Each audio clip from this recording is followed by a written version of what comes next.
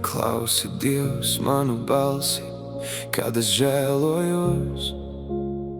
Pasargi manu dzīvību no ienaidnieku briesmām. Apslēp mani no ļauna ļaužu nodomiem, no ļaundaru trakošanas, kuri trin savas mēles kā zobenu un raida. Kā bulta savus rūgtos vārdus, lai slepeni šautu uz nenoziedzīgo. Viņi šauj piepeši un nebaidās.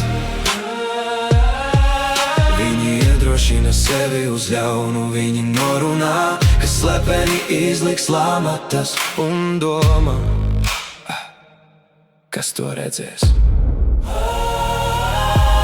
Viņi izgudro visādas blēdības, mēs esam gatavi. Nodoms ir labi apsvērts, un cilvēka sirdi un prātu neviens nevar izdibināt, bet Dievs ar savu bultu viņus ķers piepeši, tad viņiem gan sāpēs.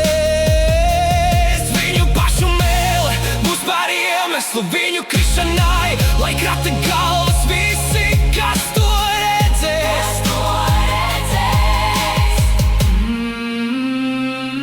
Tad bīsies visi cilvēki, un viņi atzīs to par Dieva darbu, un sapratīs, kāds ir šis